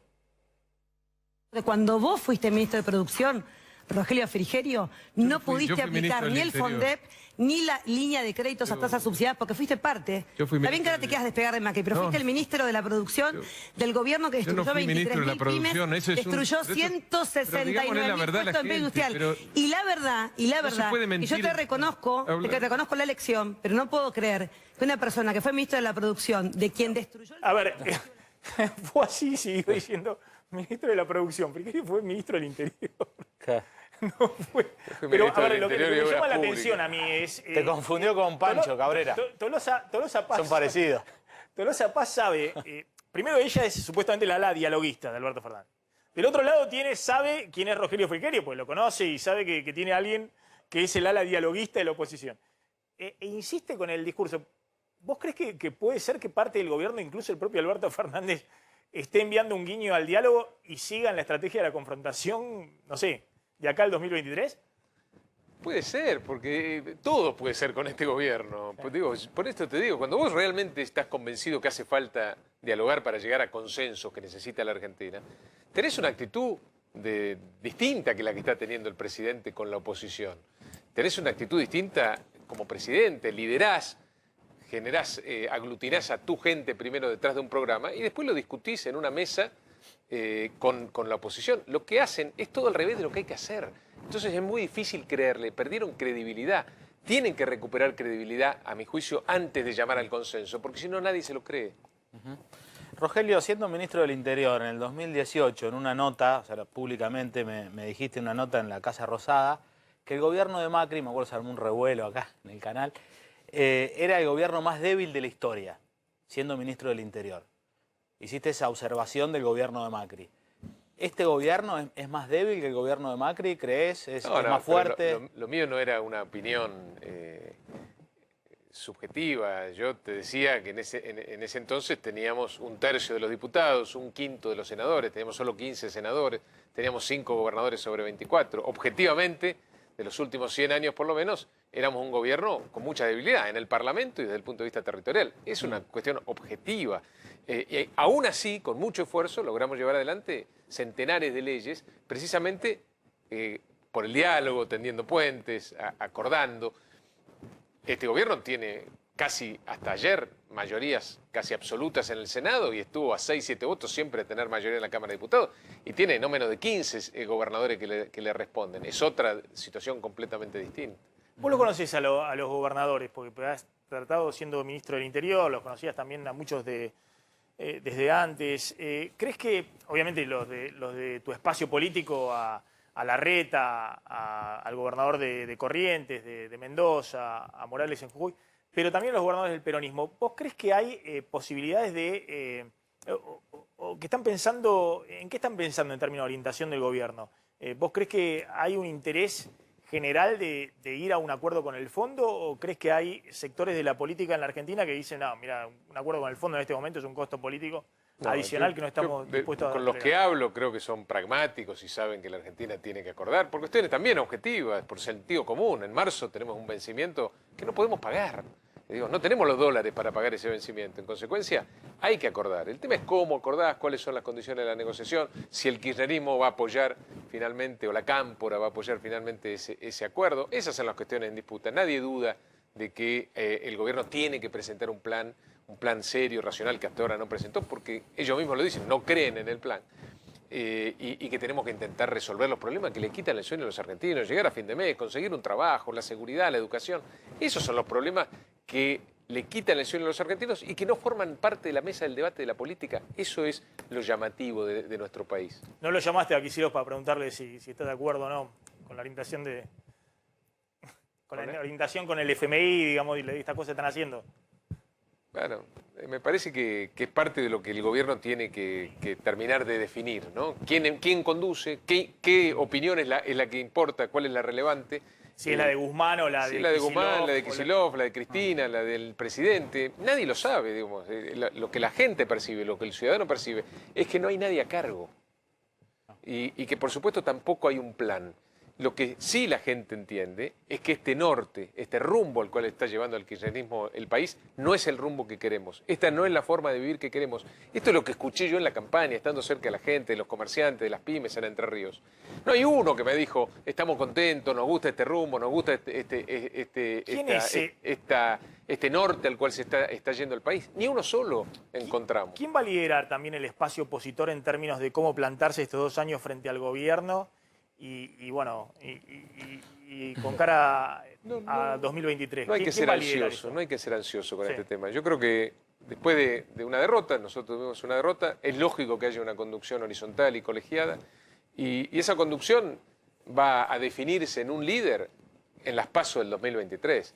Y seguramente haya competencia, porque a diferencia del 2015, donde claramente Mauricio Macri era el único candidato competitivo, hoy tenés media docena de candidatos con aspiraciones, con conocimiento, con capacidad, con buena imagen.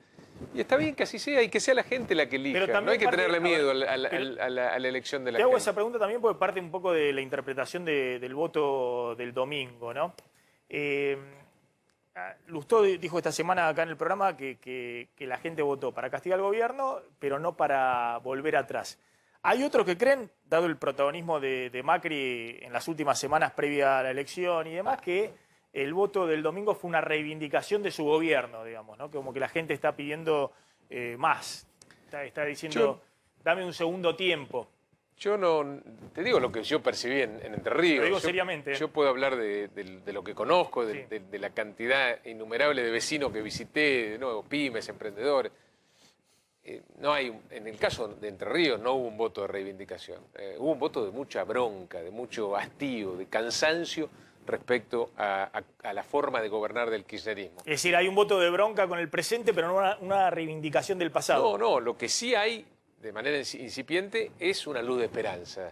Es una oportunidad que se le puede dar a la oposición de que presente a la sociedad algo superador del pasado. Eso también está creciendo.